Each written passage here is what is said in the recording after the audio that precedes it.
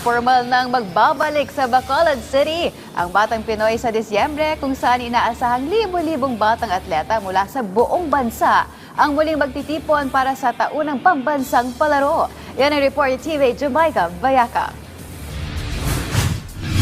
Muling magbabalik sa Bacolod City ang Batang Pinoy ang pambansang palaro para sa mga kabataang atleta na nakatakdang ganapin mula December 12 hanggang 18. Matapos maging kauna-una ang host ng torneo noong 1999, muling pagbubuksan ng City of Smiles ang mga pasilidad nito para sa libo-libong batang manlalaro mula sa iba't ibang bahagi ng bansa. Ayon kay Bacolod City Mayor Greg Gasataya, handa na ang lungsod sa pagtanggap ng mga delegado dahil may sapat na mga hotel, billeting areas at mga venue para sa mga kompetisyon. Naasahang lalahok ang aabot sa 18,000 atleta at mahigit 1,000 opisyal mula sa 188 local government units o LGUs. We finalized the program, the ceremony level is anong integrations yung pwede namin gawin compared to the previous Batang Pinoys.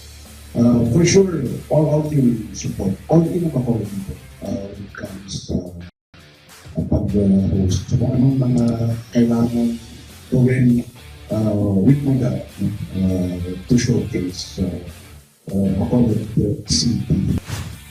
Samantala, inihayag ng Philippine Sports Commission na tanging mga atletang may edad 8 hanggang 15 lamang ang maaaring sumali sa Batang Pinoy habang ang mga nasa edad 16 hanggang 17 ay lalahok sa palarong pambansa. Ayon sa PSC, hakbang ito upang mas maihanda ang mga batang atleta para sa mga international tournament tulad ng pag-host ng bansa sa C+ Youth Games.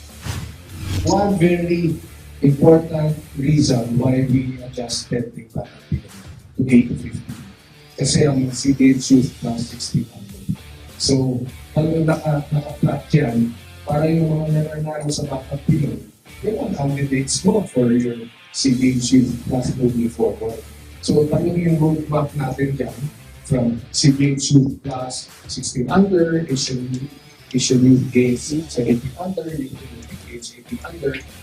Talagang naka-roadmap na yan at naka-track na yan together with palalong pambansa. Yung mga best practices na parang pambansa, and I've seen it the last 2 years, pinag-aralan na rin namin yan.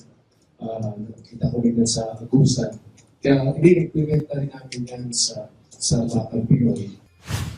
Aabot sa 30 sports disciplines ang paglalabanan ngayong taon, ilan sa kabilang ang aquatics, archery, athletics, arnis, badminton, baseball, basketball, boxing, chess, cycling, dance sport, futsal, gymnastics, jiu-jitsu, judo, karate, kickboxing, muay, pengkaksilat, sepak takraw, table tennis, taekwondo, tennis, volleyball, weightlifting, wrestling at wushu, matapos idagdag ang golf, skateboarding at bowling sa listahan ng mga event. Jamaica Bayaka para sa atletang Pilipino, para sa bayan.